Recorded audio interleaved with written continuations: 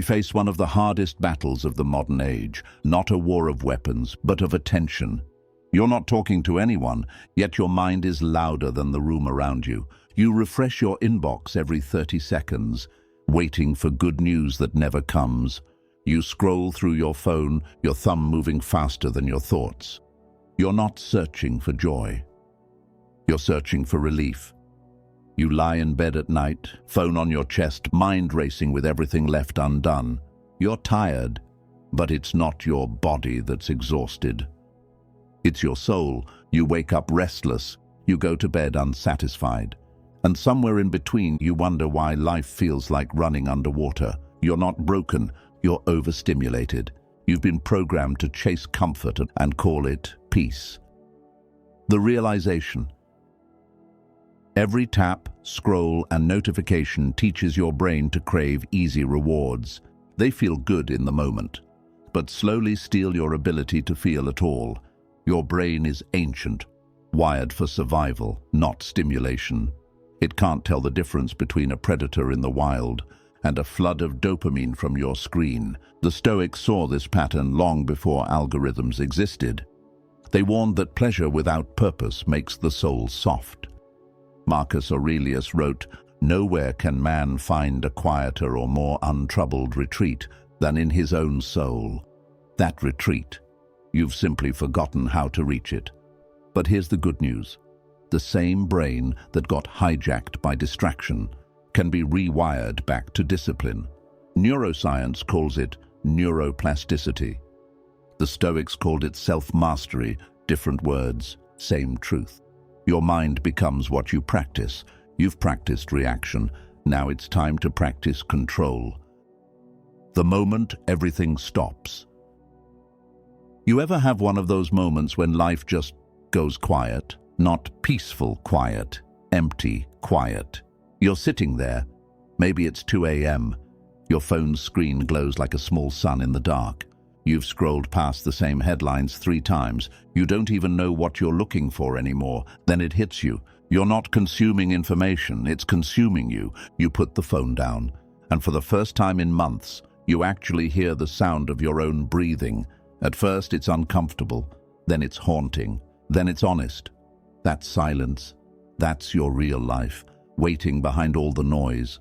The Stoics called it the return to reason. Neuroscientists call it neural recalibration. You and I call it finally being present. And that's where the reset begins. Path 1. The digital storm. The world doesn't steal your attention all at once. It takes it drip by drip, click by click, until one day you wake up unable to focus on anything that truly matters. You call it connection, but it's really fragmentation. You open your phone to check one message, and 20 minutes later you've forgotten what you were looking for. Epictetus called that slavery, not of chains, but of attention. Your phone isn't evil. It's just louder than your purpose. The reset begins with silence. 10 minutes, no phone, no noise, just you, your breath and your thoughts. At first, it feels unbearable. Then it feels like freedom. Path 2. The illusion of progress. You're always moving, but rarely forward. You chase productivity, but forget purpose. You work harder, stay later, push more, but somehow feel emptier. Seneca warned of this trap. "It is not that we have a short time to live," he said, "but that we waste much of it." You're not tired from effort. You're tired from effort without meaning. Slow down. Ask yourself, why am I doing this? Who am I becoming because of it? Busy isn't brave. Focused is. The false hustle. You know that moment when you close your laptop and your chest still feels tight. You've answered every email, but somehow accomplished nothing that matters. You tell yourself you're grinding, but deep down, you know you're hiding. The Stoics would have called that self-deception. Running from stillness disguised as work. What looks like progress on the outside is often avoidance on the inside. The cure isn't more motion, it's meaning. Path 3. The battle within. You replay arguments that already ended. You rewrite conversations in your head. You fight ghosts no one else can see. That's not madness. That's memory refusing to die. Marcus Aurelius said, "You will not be harmed by their actions, only by your response." Say quietly, "This is anger. This is fear. This is shame." That one pause activates your rational brain and quiets your emotional storm. You are not your thoughts. You are the one who observes them. Path 4. The cult of comfort.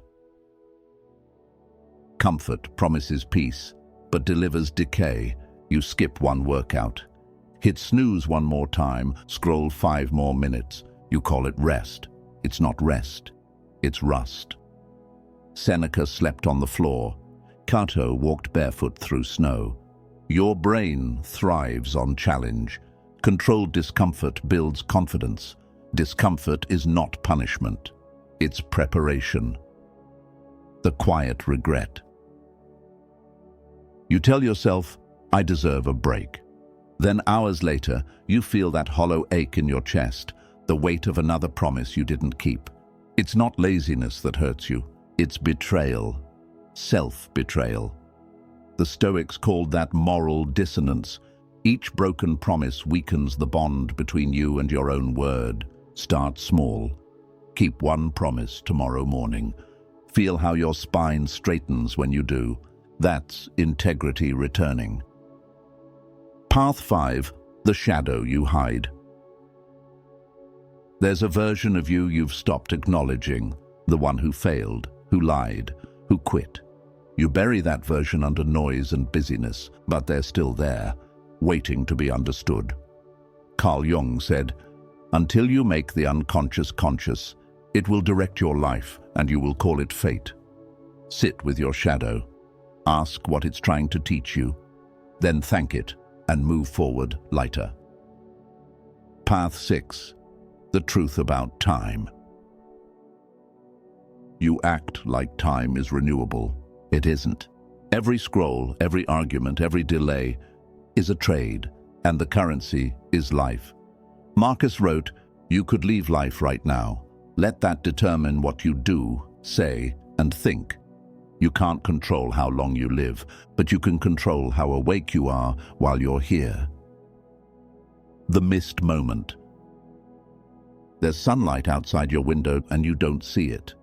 You're too busy replying, refreshing, reacting. Then one day the sun sets, and you realize you never looked up once. That's how time disappears. Not in years, but in notifications. The Stoics didn't count hours, they counted awareness. And that's the real wealth you've been spending. Path 7. Virtue over validation. Modern life worships attention, but attention isn't worth. You post. No one reacts. Then suddenly you feel unseen. Marcus said, "Just that you do the right thing. The rest doesn't matter." Do what's right, not what's recognized. Virtue is private power. Authenticity is rebellion. Path 8. The return to stillness. Stillness is not escape, it's arrival. When the noise stops, you meet the person you've been avoiding, yourself. The Stoics ended their days in reflection, not to judge but to understand. Every moment of silence is an invitation back to clarity. The realization. And maybe, just maybe, as you're hearing this, you feel something stirring. Not motivation, not excitement, something quieter, something deeper. You realize you've spent years trying to control the noise of the world, when the real battle has always been within. That stillness you once avoided, it's not emptiness. It's your power returning. That silence you feared, it's your mind healing. You are not falling behind. You're coming home.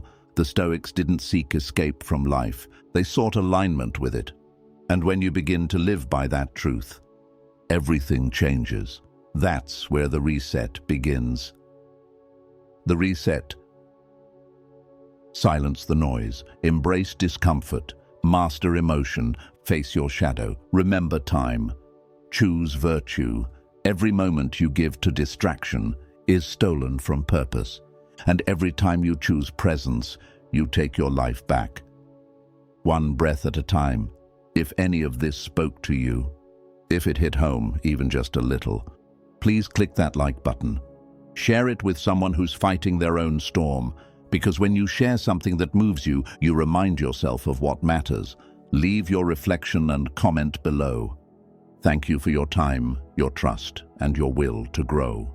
Until we meet again, stay grounded, stay strong, and stay true. Zeno of Citium once wrote, "Man conquers the world by conquering himself."